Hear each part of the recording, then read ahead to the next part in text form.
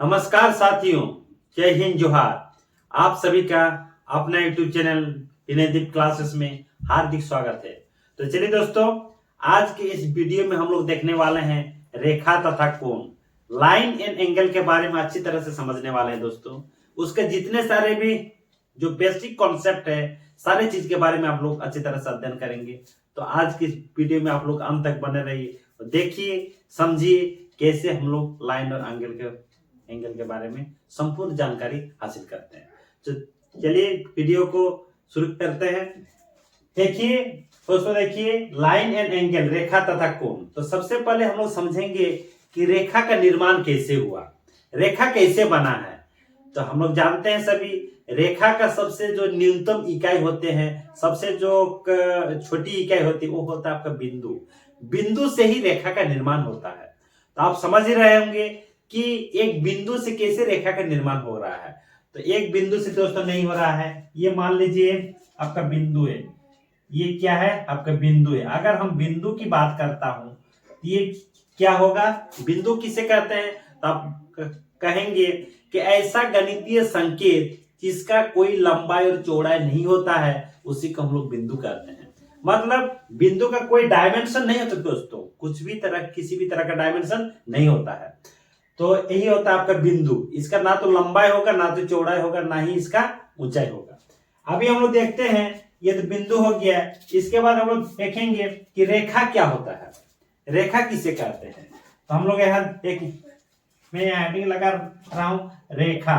रेखा को हम लोग अंग्रेजी बोलते हैं लाइन। लाइन, तो लाइन किसे कहेंगे। तो हम कह सकते हैं कि बिंदुओं का बिंदुपत रेखा कहलाता है। तो आप कहिएगा सर कैसे ऐसा होगा, बिंदु का बिंदुपत कैसे रेखा। हम सभी जानते हैं, कोई भी रेखा जो होता है, रेखा आपका ऐसा भी हो सकता है, ऐसा भी हो सकता है। ये जो रेखाएं हैं, इसमें असंख्य बिंदुओं से मिलकर ही आपका रेखा का निर्माण हुआ।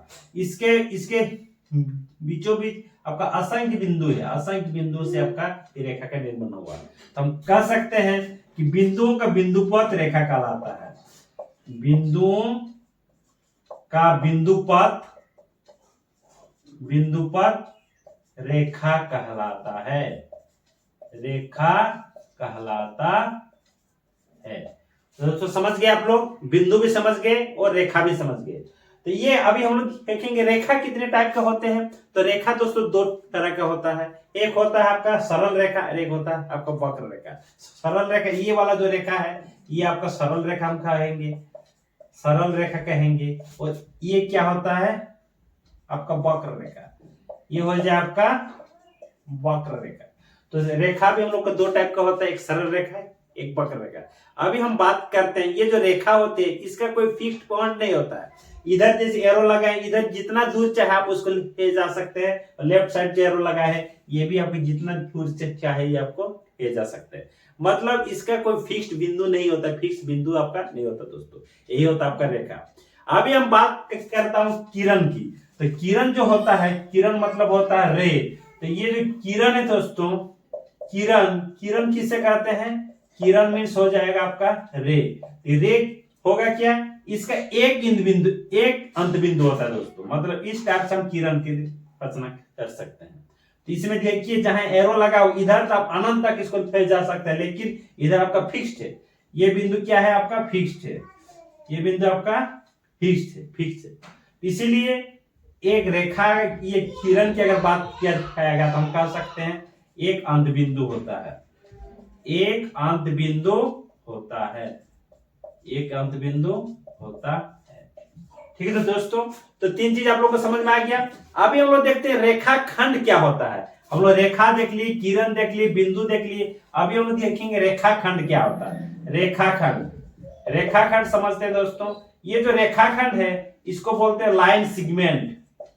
लाइन सेगमेंट कहा जाता है, अंग्रेजी में इसको लाइन सेगमेंट कहा जाता है। तो रेखाखंड हम लोग किसे कहेंगे, तो आप लोग को समझा देना चाहता हूं। ये जो रेखा होते हैं, जो रेखा मान लीजिए ये आपका रेखा है, ये आपका रेखा है, इसमें अगर दो अंत बिंदु ले लेंगे, मान लीजिए ए और बी, यही आपका रेखाखंड कहलाएगा।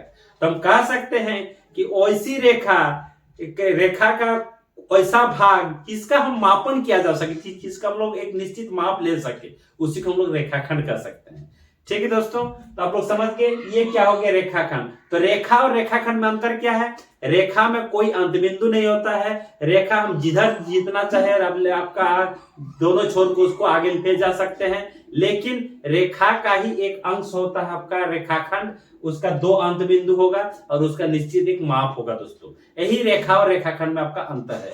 तो चलिए आगे चलता हूं। अभी आप लोग समझ गए, रेखा समझ गए, लाइन समझ गए, बिंदु समझ गए, सारी चीज आप लोग समझ गए। अभी मैं देखता हूं एक चीज देखता हूं, कोण, एंगल के बारे में भी थोड़ा सा आप लोग को समझाना चाहता हूं। तो ये दोस्तों ये है आपका कोण। तो कोण का अंग्रेजी में बोलते हैं इसको एंगल। एंगल किसे कहते हैं? तो देखिए दोस्तों कि किसी भी अगर कोई भी किरण मान लीजिए ये आपकी किरण है, एक किरण के एक सिरे को, किसी किरण के एक सिरे को अगर फिक्स रख के, उसको अगर स्थिर रख के और दूसरे छोर को अगर घुमाते हैं, दूसरे छोर को इस टाइप से मान लीजिए घुमाते हैं, एंटी क्लॉकवाइज घुमाए चाहे क्लॉकवाइज घुमाए, इस टाइप से घुमा रहे, इसी से आपका कोण का फॉर्मेशन होता है, आपका कोण बनता है। या तो आप कह सकते हैं कि दो किरणों के झुकाव को ही कोण कहते हैं। दो किरण के झुकाव को ही कोण कहते हैं। मान लीजिए ये किरण है ओ ए, यहाँ पे एक हो जाएगा ओ बी, यही एक ही किरण, आप दोनों तरफ से इसको कह सकते हैं। आप कह सकते हैं कि दो किरणों के झुकाव को कोण कह सकते हैं, या तो आप कह सकते हैं किसी किरण के एक सिरे को अगर स्थिर रख के दूसरे सिरे को अगर घुमाया जाता है तो कोण का निर्माण होता है। तो आप सभी समझ गए दोस्तों, ये आपका कोण क्या है। और कोण को हम लोग इस टाइप से सूचित करते हैं। अगर हम कोण थीटा लिखेंगे तो इस टाइप से आपका सूचित किया जाता है। ठीक है दोस्तों, अभी आगे चलता हूं। अभी चलिए हम लोग एक एक करके समझेंगे। अभी लाइन तथा कोण, रेखा तथा कोण के बारे में हम लोग समझ रहे हैं। तो आप लोग समझ ही रहे हैं, हर तरह का रेखा के बारे में हम जिक्र करने वाले हैं और हर तरह के कोण के बारे में आप लोग के सामने जिक्र करने वाले हैं। तो वीडियो को आप लोग अंत तक जरूर देखेंगे और समझेंगे किस तरह से रेखा होते हैं, कौन कौन से कोण होते हैं। तो चलिए दोस्तों अभी हम लोग देखेंगे ये जो रेखा है, ये रेखा में भी कई तरह के रेखा हम लोग समझ लिए। इसमें अभी देखेंगे एक समांतर रेखा होते हैं, एक होता है आपका समांतर रेखा, आप लोग सुने होंगे समांतर रेखा। अभी हम लोग समझेंगे समांतर रेखा क्या होता है। समांतर रेखा को बोलते हैं पैरेलल लाइन।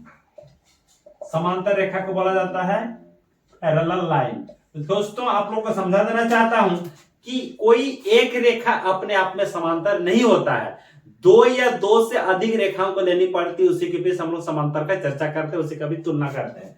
तो मान लीजिए दोस्तों ये एक रेखा हो गया और एक रेखा हुआ ये, मान लीजिए ये रेखा का नाम दे दिया मैंने एल और इसका नाम दे दिया मैंने एम।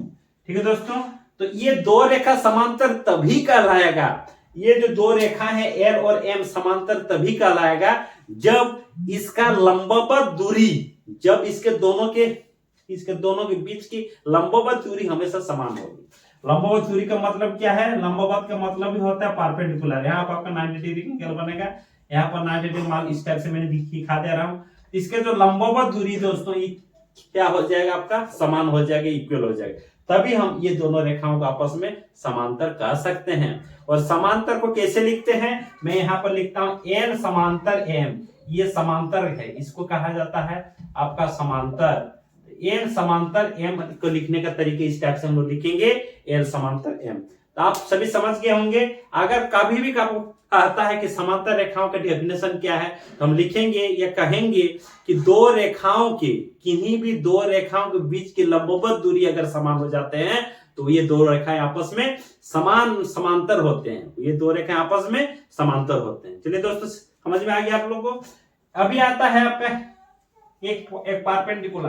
तो परपेंडिकुलर का मतलब है क्या चीज, अभी हम देखते हैं। उसको कहा जाता है आपका लंब कहेंगे या लंबवत कहेंगे, लंब, यानी इसको इस टाइप से हम लोग भी इसका शॉर्ट फॉर्म में लिखते हैं परपेंडिकुलर, और नहीं तो आप ऐसा लिख सकते हैं परपेंडिकुलर। परपेंडिकुलर लिखा जा सकता है। ठीक है दोस्तों, तो परपेंडिकुलर है क्या चीज? किसी भी रेखा पर मान लीजिए ये रेखा है, इसके ऊपर अगर हम लोग 90 डिग्री का कोण अंकन कर देते हैं, 90 डिग्री का कोण का निर्माण कर देते हैं, तो हम कहेंगे ए बी रेखा पर सीधी परपेंडिकुलर टू ए बी, है ना। तो हम कहेंगे ये जो सीधी रेखा है ये परपेंडिकुलर है किस पे, आपका एबी पे, एबी पे आपका परपेंडिकुलर है। तो हम कहेंगे इसका सिंबल परपेंडिकुलर किस टाइप से हम लोग सिंबल देते हैं, ये क्या है, ये आपका परपेंडिकुलर है, ये क्या है आपका लंब कहा जाता है। ठीक है दोस्तों, हम कहेंगे सीधी परपेंडिकुलर एबी, मतलब ये जो सीधी रेखा है ये एबी के ऊपर परपेंडिकुलर है यानी लंब है। लंब का मतलब है आपका यहाँ पर 90 डिग्री का एंगल बनेगा। ठीक है दोस्तों, तो इस तरह से समझ गए आप लोग, समांतर रेखा समझ गए, लंब समझ गए। इसके बाद हम समझाते हैं आप लोग को कुछ कि कोण के बारे में थोड़ा सा समझा लेते हैं। सबसे पहले तो कौन कौन से कोण होते हैं, तो दोस्तों यहाँ पर मैं लिख रहा हूं, सबसे पहले मैं लिख रहा हूं न्यून कोण। एक कोण होता है आपका न्यून कोण। तो न्यून कोण है क्या चीज, न्यून कोण को बोलते हैं एक्विएट एंगल, एक्विएट एंगल। तो न्यून कोण किसे कहते हैं, ऐसा कोण जो 0 डिग्री से अधिक और 90 डिग्री से कम वाले कोण को ही हम लोग न्यून कोण बोलते हैं। तो हम लिख सकते हैं न्यून कोण को कि थीटा, मान लीजिए न्यून कोण है, theta lies between 0 degree to 90 degree, मतलब 0 डिग्री से अधिक और 90 डिग्री से कम वाले कोण को ही हम लोग न्यून कोण की संज्ञा देते हैं, न्यून कोण के नाम से जानते हैं। उसके बाद आता है आपका अधिक कोण।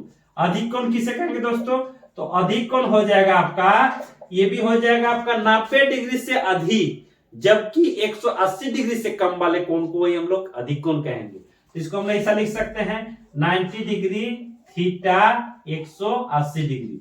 इस तरह से कोण को क्या कहेंगे दोस्तों, इसको अधिक कोण कहेंगे। तो ये सब आप लोग लिख सकते हैं। अधिक कोण क्या बोलते हैं, ऑब्ट्यूज एंगल कहा जाता है, ऑब्ट्यूज एंगल कहा जाता है दोस्तों। ठीक है, तो ऑब्ट्यूज एंगल किसे कहेंगे, 90 डिग्री से अधिक और 180 डिग्री से कम वाले कोण को हम लोग अधिक कोण के नाम से जानते हैं या ऑब्ट्यूज एंगल के नाम से जानते हैं। तो आप लोग समझ गए। इसके बाद होता है आपका समकोण। समकोण जो होता है दोस्तों, ये समकोण को हम लोग कहते हैं right angle triangle, sorry right angle. क्या हो गया आपका, राइट एंगल। तो राइट एंगल किसे कहेंगे, ये क्या है, जिस कोण का माप 90 डिग्री हो उसी को हम लोग राइट एंगल यानी समकोण कहते हैं। तो हम यहाँ पर लिख सकते हैं थीटा का मान कितना होगा दोस्तों, ये 90 डिग्री होगा। कोई भी कोण अगर 90 डिग्री का होता है तो उसको हम लोग समकोण के नाम से जानते हैं, राइट एंगल के नाम से जानते हैं। तो आप लोग समझ गए न्यून कोण, अधिक कोण और समकोण। तो इसके बाद हम देखते हैं, दोस्तों सरल कोण। सरल कोण किसे कहेंगे, यहां पर लिख रहा हूं सरल कोण, एक मिनट, सरल कोण में लिख रहा हूं सरल कोण। सरल कोण को आपका दोस्तों रिजु कोण भी कहा जाता है। सरल कोण कहिए चाहे रिजु कोण कहिए, दोनों एक ही चीज है। स्ट्रेट एंगल इसको कहा जाता है, स्ट्रेट एंगल आप बता सकते हैं इसको। ठीक है दोस्तों, तो 180 डिग्री वाले कोण को मान लीजिए इस टाइप से हम लोग कोण कर लेते हैं कि क्या हो गया आपका 180 डिग्री का कोण हो गया। ठीक है दोस्तों, तो इस टाइप से कोण को ही हम लोग सरल कोण बोलते हैं यानी रिजु कोण के नाम से जानते हैं। तो आप लोग समझ गए रिजु कोण क्या होता है। ठीक है, इसके बाद होता है दोस्तों एक कोण होता है आपका रिफ्लेक्स एंगल, उसको भी आप लोग को समझा देना चाहता हूं। एक होता है रिफ्लेक्स एंगल, उसको हिंदी में बोलते हैं प्रतिवर्त कोण, रिफ्लेक्स एंगल। रिफ्लेक्स एंगल किसे कहेंगे दोस्तों, तो आप सभी जानते हैं कि अगर कोई एंगल, कोई कोण 180 डिग्री से अधिक होगा, 360 डिग्री से कम होगा, तो उसी को हम लोग क्या बोलेंगे, रिफ्लेक्स एंगल यानी प्रतिवर्त कोण के नाम से जानते हैं।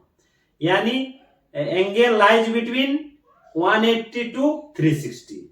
ठीक है, तो यानी हम लिख सकते हैं जो कोण होगा वो क्या होगा, 180 से अधिक होगा, जबकि 360 से कम वाले कोण को ही हम लोग क्या कह सकते हैं, आपका रिफ्लेक्स एंगल कर सकते हैं। इस टाइप से कोण मान लीजिए ये आपका कोण हो गया, ये आपका कोण हो गया, ये वाला नहीं, ये वाला कोण को हम लोग कह सकते हैं, इसको रिफ्लेक्स एंगल कर सकते हैं। रिफ्लेक्स एंगल ये आपका कोण हो जाएगा, रिफ्लेक्स एंगल। ठीक है दोस्तों, तो इस तरह से हम कह सकते हैं कि रिफ्लेक्स एंगल आपका ये है। यानी ये वाला कितना होगा, जाहिर सी बात है ये 180 से ज्यादा होगा, जबकि 360 से आपका कम होगा। ठीक है दोस्तों, इसके बाद हम लोग एक होता है कंप्लीट एंगल। कंप्लीट एंगल को हम लोग बोलते हैं संपूर्ण कोण, या तो हम लोग इसको कहते हैं फुल एंगल भी के नाम से भी जानते हैं। एक होता है दोस्तों complete angle, complete angle.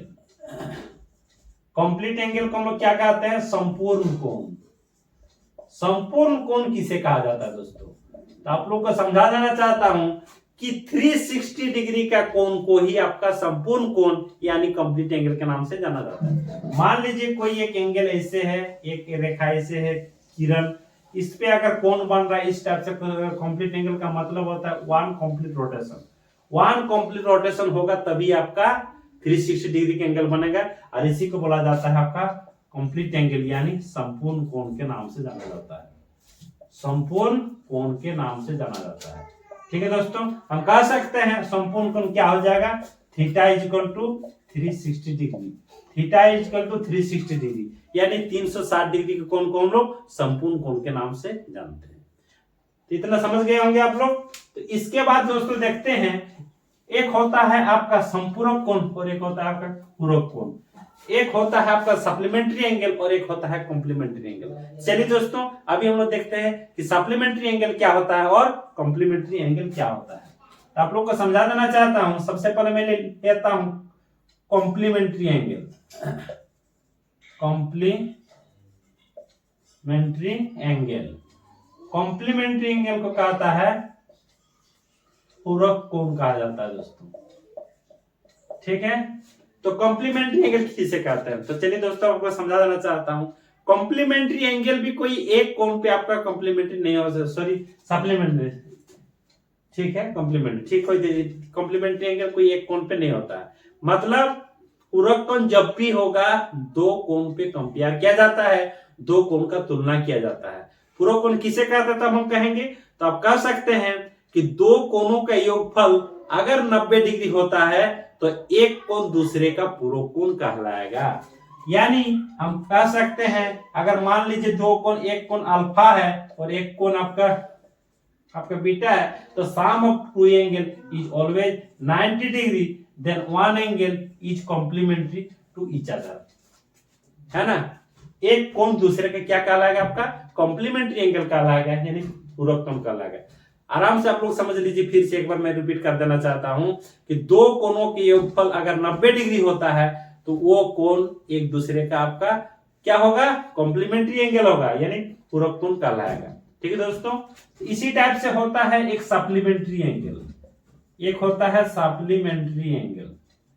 Supplementary angle, तो सप्लीमेंट्री के एंगल का होता है आपका संपूरक कोण। सप्लीमेंट्री एंगल किसको कहते हैं? आपका संपूरक कोण को कहते हैं दोस्तों।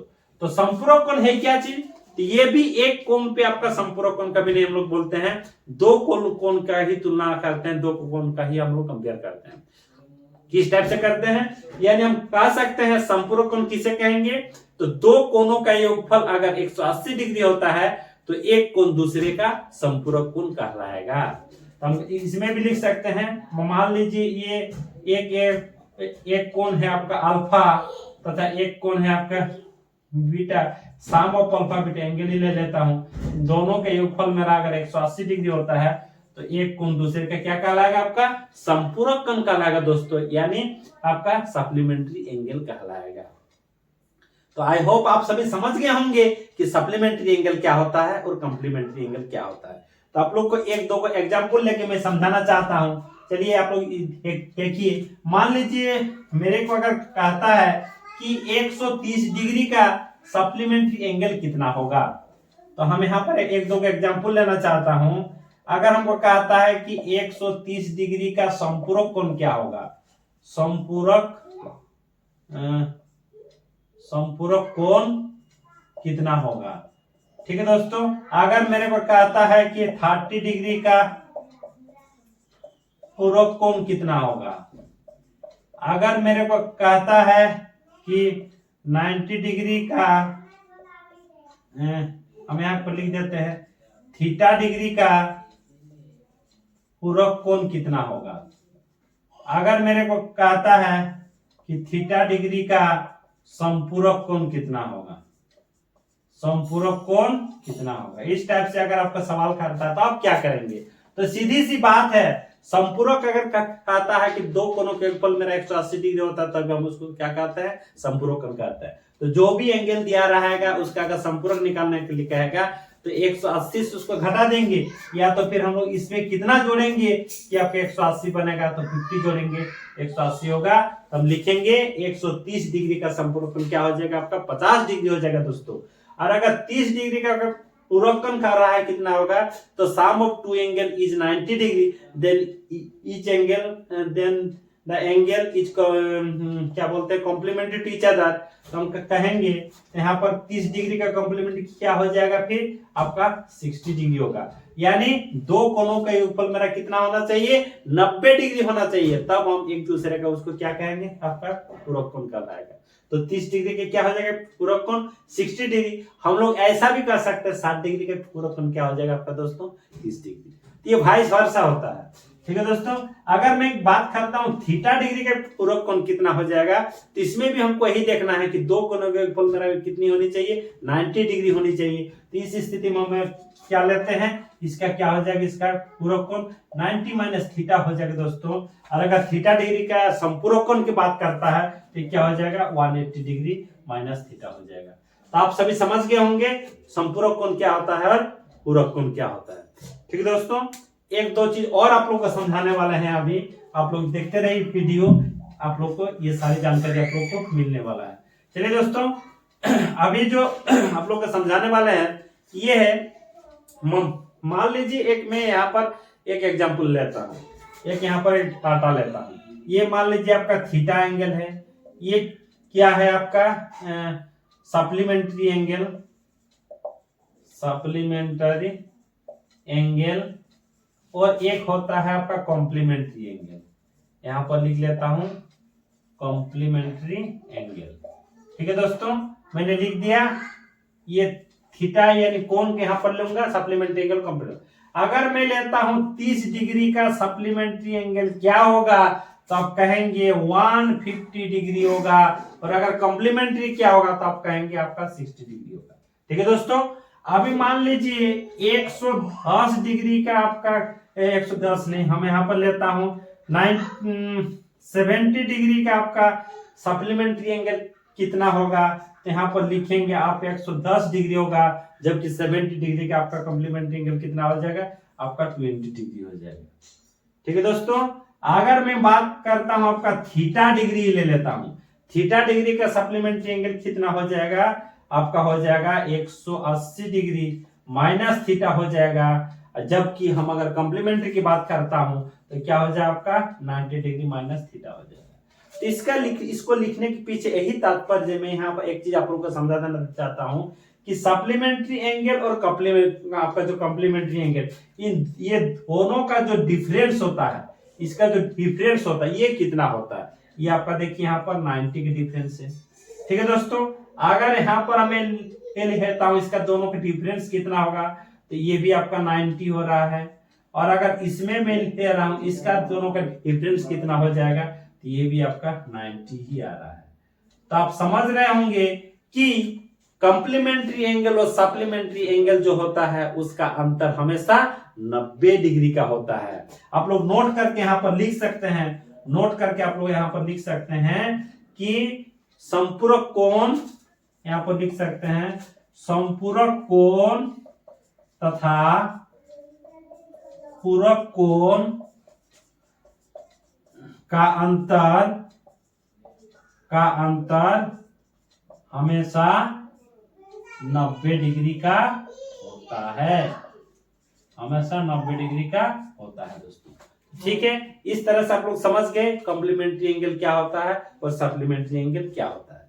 ठीक है दोस्तों, अभी मैं कुछ इस टाइप से आप लोग को समझाना चाह रहा हूं।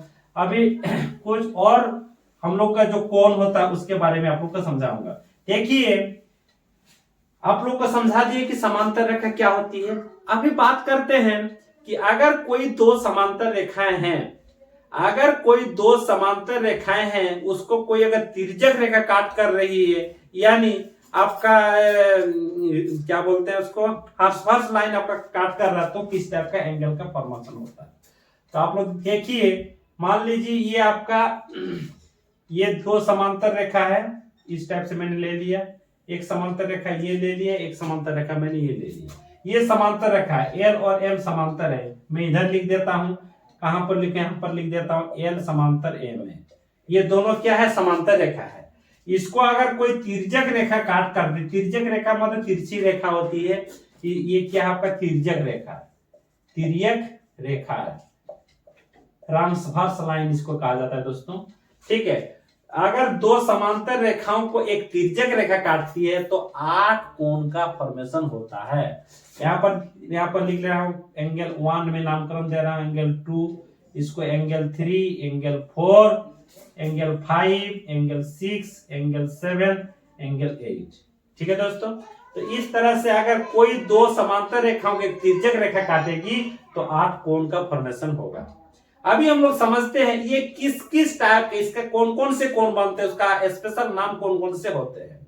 तो आप लोग को मैं समझा देना चाहता हूं कि एक कोण होता है, मैं कहां पर इधर लिखता हूं, एक कोण होता है उसको कहा जाता है आपका सम्मुख कोण। सम्मुख कोण कहा जाता है दोस्तों, सम्मुख कोण कहिए, या तो हम इसको शीर्षाभिमुख कोण के नाम से भी जानते हैं, शीर्षाभिमुख कोण के नाम से भी जानते हैं।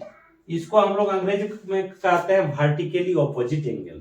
वर्टिकली ऑपोजिट एंगल है क्या चीज, सम्मुख कोण क्या चीज है, या शीर्षाभिमुख कोण, ये तीनों, ये कोई भी कोण कही एक ही चीज है। तभी आप लोग को समझा देना चाहता हूं, ये जो सम्मुख कोण होता है, ये दो लाइन या दो किरण जब आपस में काट करती है, प्रतिच्छेद करती है, तब आपका इस कोण का निर्माण। मान लीजिए ये दो लाइन है, ये दो लाइन इस टाइप से है, इसमें इसका क्या होता है, ये वाला कोण इसका सम्मुख कहलाएगा, और ये वाला कोण क्या कहलाएगा, इसका आपका सम्मुख कोण कहलाएगा। ठीक है दोस्तों, और ये क्या होता है, सम्मुख कोण आपस में क्या होता है, समान होते हैं दोस्तों। अगर ये आपका अल्फा हो जाएगा तो ये भी आपका अल्फा हो जाएगा, ये कोण अगर बीटा है तो आपका ये भी कोण आपका बीटा हो जाएगा। ठीक है दोस्तों, तो इसके अनुसार अगर मैं इस फिगर की बात करता हूं, इस आकृति की बात करता हूं, तो इस टाइप से क्या होगा, आइए जरा देखते हैं। तो इसमें देखिए ये रेखा इस पे काट कर रही है, ये जो एल रेखा है, तिर्यक रेखा मान लीजिए, इसको मैं ले लेता हूं एल, इस पे काट कर रही है। ये देखिए कि इसमें भी आपका सम्मुख, सम्मुख मतलब सामने की नहीं होता, सम्मुख मतलब मुखामुखी है ना, vertically opposite angle, opposite angle इसीलिए कहा जाता है, वर्टिकली ऑपोजिट होना चाहिए, उसी को हम लोग सम्मुख कोण बोलते हैं। ठीक है दोस्तों, तो एक का सम्मुख कोण कितना हो जाएगा, एक का सम्मुख कोण हो जाएगा 3, और दो का सम्मुख कोण कितना हो जाएगा दोस्तों, दो का सम्मुख कोण हो जाएगा 4। तो इसी तरह से मैं लिख सकता हूं, 1 इज इक्वल टू एंगल 3 हो जाएगा, एंगल 2 इज इक्वल टू क्या हो जाएगा, एंगल 4 हो जाएगा।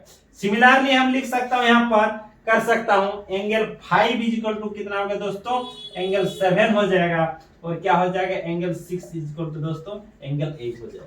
तो आप लोग समझ रहे होंगे, आप लोग अच्छी तरह से समझ रहे होंगे कि सम्मुख कोण किसे कहा जाता है, शीर्षाभिमुख कोण किसे कहा जाता है, और वर्टिकली ऑपोजिट एंगल किसे कहते हैं। ठीक है दोस्तों, चलिए दूसरा कोण के बारे में जिक्र करता हूं। अभी दूसरा कोण क्या है, एक होता है आपका संगत कोण, आप लोग सुने होंगे संगत कोण। दूसरा में कोण की जो बात करता हूं वो क्या है आपका संगत कोण। संगत कोण को अंग्रेजी में बोलते हैं कॉरेस्पॉन्डिंग एंगल, कॉरेस्पॉन्डिंग एंगल। तो संगत कोण किसे कहा जाएगा दोस्तों, संगत कोण, इसको देखिए, संगत मतलब क्या होता है, हम लोग बोलते हैं खास तौर पर संगत का असर आ गया आपका, मतलब ये दो आदमी के बीच संगत कोण का हम लोग तुलना कर, उसका जैसा भाव भंगिमा होगा इसका वैसे ही भाव भंगिमा होगा। ठीक है दोस्तों, इसको हम लोग एंगल में कैसे समझूंगा, अगर मान लीजिए एंगल 2 का संगत कोण मैंने ले रहा हूं, ये देखिए आकृति आप लोग के सामने है, ये चित्र आप लोग के सामने है, ये दो रेखा आपस में समांतर होनी चाहिए, और अगर एक तिर्यक रेखा काटती है तो इसमें संगत कोण का फॉर्मेशन कैसे होता है, और संगत कोण कैसे बनता है, आइए जरा देखिए। ये मान लीजिए एंगल 2 लेता हूं, ये वाला एंगल ले रहा हूं, एंगल 2, तो ये एंगल 2 का जो है इसका संगत कोण कौन सा होगा, तो इसका संगत कोण इसी अनुसार कोई कोण होना चाहिए, इसी टाइप का कोण होना चाहिए। तो ये देखिए ये 2 जो एंगल है ये कह रहा है कि मैं इस लाइन के ऊपर हूं, मैं एक समांतर लाइन के ऊपर में हूं, अवस्थित हूं। तो ये भी तो कह रहा है, एंगल 6 भी वो बोल रहा है मैं भी एक समांतर रेखा के ऊपर में अवस्थित हूं। ये कह रहा है कि हम तिर्यक रेखा के दाईं ओर है, ये भी कह रहा है मैं तिर्यक रेखा के दाईं ओर हूं।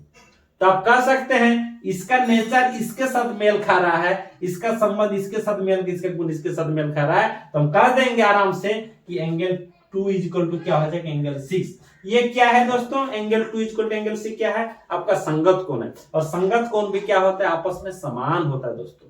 संगत कोण भी क्या होता है, आपस में समान होता है। तो आराम से कह सकते हैं 2 इक्वल टू एंगल 6 हो गया। सिमिलरली हम कह सकते हैं, ये देखिए एंगल 3 है, ये बोल रहा है कि हम ये समांतर रेखा के नीचे है और ये तिर्यक रेखा के दाईं ओर है। ये भी बोल रहा है कि मैं भी तो समांतर रेखा के नीचे हूं और तिर्यक रेखा के दाईं ओर हूं। तो ये भी 3 के साथ क्या हो जाएगा, 7 आपका संगत कोण कहलाएगा। ठीक है, तो सिमिलरली हम इसको भी लेफ्ट साइड भी ले सकता हूं। एंगल 1 के साथ कौन सा हो जाएगा, एंगल 5 हो जाएगा, और एंगल ये 4 के साथ हो जाएगा दोस्तों, एंगल 8 हो जाएगा। तो इस तरह का जो कोण है ये आपका टोटल क्या कहलाएगा दोस्तों, ये आपका संगत कोण कहलाएगा। और संगत कोण क्या होता है दोस्तों, संगत कोण आपस में समान होता है, संगत कोण आपस में समान होता है। चलिए तो दोस्तों इसके बाद दिखाता हूं आप लोग को, समझाता हूं। एक होता है आपका एकांतर कोण। एकांतर कोण काफी आपका खास मायने रखता है और ये भी आपको समझने की चीज है। तो चलिए अभी मैं आप लोग को दिखा रहा हूं आपका एकांतर कोण। एकांतर कोण किसे कहते हैं दोस्तों, ये देखिए एकांतर कोण, तीसरा नंबर में जो कोण का बात कर रहा हूं वो है आपका एकांतर कोण। एकांतर कोण को हम लोग कहते हैं अल्टरनेट एंगल। क्या कह सकते हैं, अल्टरनेट एंगल कहा जा सकता है। तो अल्टरनेट एंगल क्या है, अल्टरनेट एंगल आपका किसे कहा जाता है, किसको हम लोग अल्टरनेट एंगल कहेंगे। तो मैं आप लोगों को समझा देना चाहता हूं, ये जो अल्टरनेट एंगल है, ये जो एकांतर कोण है, ये 2 टाइप का हम लोग इसको समझते हैं। इसके 2 टाइप कर सकते हैं, इसका 2 प्रकार कर सकते हैं। एक होता है आपका बाह्य एकांतर कोण, बाह्य एकांतर कोण, और एक होता है आंतरिक यानी अंतर एकांतर कोण। इसको लिख देता हूं आंतरिक एकांतर कोण, आंतरिक एकांतर कोण। ठीक है दोस्तों, तो अभी हम लोग समझते हैं कि बाह्य एकांतर कौन सा है और आंतरिक एकांतर कौन सा है। तो आप लोग इस आकृति में देख रहे होंगे, इसमें आंतरिक कोण हम लोग किसको कहेंगे, आंतरिक कोण हो जाएगा ये 2 रेखाएं जो है, ये 2 आपका समांतर रेखाएं, इसके बीच वाला कोण को हम लोग आंतरिक कोण कहेंगे। ठीक है, तो आंतरिक कोण में कौन सा हो जाएगा, 3, 4, 5 और 6 वाला जो कोण है ये आपका आंतरिक कोण हो जाएगा। तो यहाँ पर हम लिख सकता हूं ये जो है आपका बाहर वाले कोण से होंगे, इसके जो समांतर रेखा के जो बाहर वाले कोण है उसको हम लोग आपका बाह्य एकांतर कोण कहेंगे। तो हम अगर इसका कहेंगे तो 1 हो जाएगा, एंगल 2 हो जाएगा, एंगल 7 हो जाएगा और एंगल 8 हो जाएगा। ये आपका क्या कहलाएगा दोस्तों, ये आपका बाह्य एकांतर कोण कहलाएगा। ठीक है दोस्तों, तो अभी हम बात करता हूं कि आंतरिक एकांतर कोण की। तो आंतरिक एकांतर कोण कौन से होंगे, एंगल 3 हो जाएगा, एंगल 4 हो जाएगा, आपका एंगल 5 हो जाएगा और एंगल 6 हो जाएगा। तो ये मैं क्यों लिखा हूं, ये मैं सिर्फ इतना ही समझाया हूं आप लोग को कि ये बाह्य कोण कौन सा, एकांतर कोण कौन सा होता है और आपका आंतरिक एकांतर कोण कौन सा होता है। ठीक है, तो अभी हम लोग समझाते हैं आप लोग को कि ये बाह्य एकांतर कोण आपका कैसे समान होता है और आंतरिक एकांतर कोण भी आपस में समान क्या है। इसको हम लोग बाह्य, 1 मिनट आप लोग, ये जो बाह्य एकांतर कोण है लिखे ये बाह्य कोण कहेंगे, बाह्य कोण कहा जा सकता है। ये क्या है एक्चुअली, 1, 2, 7 और 8 ये बाह्य कोण कहा जा सकता है। ठीक, और ये 3, 4, 5 और 6 ये आंतरिक कोण कहा जा सकता है। ठीक है दोस्तों, तो अभी हम लोग समझेंगे कि आंतरिक एकांतर कोण कैसे समान होता है, कौन कौन सा कोण आपस में समान होता है, और बाह्य एकांतर कोण कैसे समान होता है और कौन कौन सा कोण आपस में समान होता है। ठीक है दोस्तों, यहाँ पर देखिए हम यहाँ पर ले रहा हूं एंगल 1 जो हो जाए, एकांतर का हम ऐसा भी कर सकते हैं, इस तरफ से भी हम समझ सकते हैं जी एकांतर कोण होता है। एकांतर मतलब एक का अंतर, एक का अंतर एकांतर। तो जो अगर बाह्य कोण के बारे में एकांतर की चर्चा करेंगे तो कोण अगर एक ले लिया तो एक को छोड़ देंगे, एक को छोड़ के फिर दूसरा क्या हो जाएगा, एंगल 7 हो जाएगा। तो एंगल 1 के साथ क्या हो जाएगा, एंगल 7 इक्वल हो जाएगा। ठीक है दोस्तों, अगर एंगल 2 की बात करता हूं तो क्या हो जाएगा, 2 के साथ क्या हो जाएगा, इसको 2 ले लेंगे तो ये 7 छोड़ देंगे फिर क्या हो जाएगा, 8 हो जाएगा। तो ये आप साइक्लिक वाइज मतलब एंटी क्लॉकवाइज ले सकते हैं और क्लॉकवाइज भी ले सकते हैं, इसमें कोई अंतर नहीं पड़ेगा। तो इस तरह से आप समझ रहे हैं ये जो एकांतर कोण है 1 के साथ 7 हो जाएगा, इक्वल हो जाएगा 2 के साथ 8 हो जाएगा। ठीक है दोस्तों। सिमिलरली अगर मैं आंतरिक एकांतर कोण की बात करता हूं तो ये हो जाएगा आपका, अगर मान लीजिए 3 का बात करते हैं, एंगल 3 के साथ ये आपका एक छोड़ इधर से लेंगे, अगर एंटी क्लॉकवाइज लेंगे, ये क्लॉकवाइज जो भी लेना है, इधर से अगर लेंगे तो क्या हो जाएगा, 6 को छोड़ के क्या हो जाएगा आपका 5 के साथ इक्वल हो जाएगा दोस्तों। और ये क्या हो जाएगा, अगर एंगल हम यहाँ पर 4 लेता हूं, मान लीजिए 4, ये 4 के साथ क्या हो जाएगा, ये 4 में 1 छोड़ देंगे, 3 छोड़ देंगे तो क्या हो जाएगा आपका 6 हो जाएगा दोस्तों। इस तरह से समझ रहे होंगे। ये जो एकांतर कोण 1 = 7 हुआ, 2 = 8 हुआ, इसको हम लोग इसी को कहा जाता है आपका बाह्य एकांतर कोण। इसको क्या कहा जाएगा, बाह्य एकांतर कोण कहा जाएगा। ठीक है दोस्तों। जबकि इसको कहा जाएगा आपका आंतरिक एकांतर कोण या अंतः एकांतर कोण कहा जाएगा, अंतः एकांतर कोण कहा जाएगा, अंतः एकांतर कोण कहा जाएगा। ठीक है दोस्तों। तो समझ गए आप लोग सबको अच्छी तरह से कि एकांतर कोण क्या होता है, सम्मुख कोण क्या होता है और संगत कोण क्या होता है। इसके अलावा आपका संपूरक कोण, पूरक कोण, सारे कोण के बारे में आप लोग मोटा मोटी जानकारी ले लिए होंगे, अच्छी तरह से समझ गए होंगे। चलिए दोस्तों, अभी हम लोग आगे चलता हूं कि ये जो है आपका समांतर रेखाएं जो यहाँ पर खींची हुई, मान लीजिए दूसरा चीज आप लोग अभी समझा रहा हूं, अगर कोई दो समांतर रेखाएं, अगर कोई दो समांतर रेखाओं की एक तिर्यक रेखा काट करती है, ये देखिए एक समांतर रेखा ये है और एक समांतर रेखा ये है। मान लीजिए ये रेखा आपका एल है, ये एम है, ये एल यहाँ पर लिख देता हूं थोड़ा सा, ये क्या है, एल समांतर एम है दोस्तों। ये गिवन है, ये दिया हुआ है कि एक रेखा एल जो रेखा है एम के समांतर है। अगर कोई दो समांतर रेखाओं को एक तिर्यक रेखा, मान लीजिए ये एन रेखा प्रतिच्छेद कर रही है यानी कट रही है, तो इसके आंतरिक कोणों के समद्विभाजक से बनी आकृति क्या कहलाएगा दोस्तों। तो सबसे पहले मैं आकृति यहाँ पर कर लेता हूं। ये जो आंतरिक कोण है, आंतरिक कोण ये वाला हो जाएगा, ये वाला हो जाएगा, इसका ये वाला हो जाएगा, इसका ये वाला होगा। तो आंतरिक कोणों के समद्विभाजक रेखा, मान लीजिए इस टाइप से आ रहा है, इस टाइप से आ रहा है, ठीक है, समद्विभाजक रेखा, इसका समद्विभाजक रेखा ये है और इसका समद्विभाजक रेखा इस टाइप से, ये कोणों का समद्विभाजक को मैं इस टाइप से दर्शा रहा हूं। तो मैं आप लोगों को समझा देना चाहता हूं कि जब कोई दो समांतर रेखाओं को एक तिर्यक रेखा काट करेगी या प्रतिच्छेद करेगी, तो उसके आंतरिक कोणों के समद्विभाजक से बनी आकृति, आंतरिक कोणों के समद्विभाजक से बनी आकृति वो क्या कहलाएगा हमेशा दोस्तों, आयत कहलाएगा। ये जो आकृति होगा ये क्या हो जाएगा दोस्तों, आयत होगा, यानी रेक्टेंगल हो जाएगा। तो इसको हम नाम दे सकते हैं ए बी सी और डी। तो ये जो ए बी सी डी है दोस्तों, ये क्या कहलाएगा दोस्तों, आयत कहलाएगा, रेक्टेंगल कहलाएगा। ये आगे जाकर आपको बहुत काम आएगा। ठीक है दोस्तों। दूसरा मैं समझाता हूं। ये जो मान लीजिए ये आपका हो गया इस टाइप से। दूसरा मैं समझाता हूं कि मान लीजिए कोई दो समांतर रेखा को, ऐसा जरूरी नहीं है कि आपका तिर्यक रेखा ही काट करेगी। मान लीजिए एल समांतर एम है, दो समांतर रेखाओं को एक लंबवत रेखा काट कर रही। ये क्या है, ये तिर्यक रेखा नहीं है दोस्तों, यहाँ पर आपका 90 डिग्री का एंगल बन रहा है। ठीक है, आपका ये लंबवत रेखा, लंबवत रेखा मान लीजिए एन आपका काट कर रही है। हम यहाँ पर लिख सकते हैं ये आपका एन जो है, एन रेखा ये लंबवत यानी परपेंडिकुलर है, किसका, एल का भी है और एम का भी है।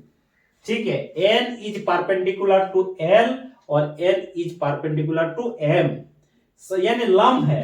अगर दो समांतर रेखाओं को अगर एक लंबवत रेखा काट करती है तो इसके आंतरिक कोण, इसका भी आंतरिक कोण होगा, ये भी आपका आंतरिक कोण है, इसके आंतरिक कोणों के समद्विभाजक से बनी आकृति, ये देखिए मैंने आप लोगों को इस टाइप से बना दी। ठीक है, इस टाइप से मैंने बना दी। ये जो मैंने क्रॉस कर रहा हूं इसका मतलब भी यहाँ पर मैं दर्शाना चाहता हूं, ये रेखा को कोण को समद्विभाजित कर रहा है, एंगल को बाइसेक्ट कर रहा है, दो समान भागों में इसको डिवाइड कर रहा है। तो इस कोण को दो समान भाग में, चारों कोण को, आंतरिक कोणों को समान दो भागों में डिवाइड कर दिया। इससे जो बनी आकृति होगा, मान लीजिए ए बी सी डी हो जाएगा, इससे बनी आकृति क्या है, हमेशा वर्ग कहलाएगा दोस्तों। क्या कहलाएगा, वर्ग, यानी आपका स्क्वायर कहलाएगा। ठीक है दोस्तों। तो आप लोग समझ गए होंगे कि दो समांतर रेखाओं को अगर एक तिर्यक रेखा काटती है तो उसके आंतरिक कोणों से बनी आकृति क्या हो जाएगा, आयत कहलाएगा, यानी रेक्टेंगल कहलाएगा। और अगर दो समांतर रेखाओं को एक लंबवत रेखा काट करती है तो उसके आंतरिक कोणों से बनी आकृति क्या कहलाएगा? आपका वर्ग कहलाएगा, यानी स्क्वायर कहलाएगा दोस्तों। ठीक है, तो आप लोग को इतने सारे चीज सारी चीज अच्छी तरह से समझ में आ गया होगा। ठीक है, तो दोस्तों इसके बारे में आप लोग को सारी जानकारी दे होंगे। बिंदु क्या है, रेखा क्या है, रेखाखंड क्या है, आपका सरल रेखा क्या है, आपका ऋजु कोण क्या है, सारे कोण के बारे में, सारे रेखाओं के बारे में आप लोग अच्छी तरह से जानकारी हासिल किए होंगे, मैं आशा करता हूं। तो चलिए दोस्तों, आज की वीडियो में इतना ही। अगर वीडियो अच्छी लगी है तो आप लोग जरूर इस वीडियो को लाइक कर दीजिएगा, शेयर कीजिएगा, और अगर चैनल में आप लोग नए बने हुए हैं तो आप लोग चैनल को सब्सक्राइब जरूर कर देंगे दोस्तों। प्लीज सब्सक्राइब जरूर कर दीजिएगा। Thank you watching for this video.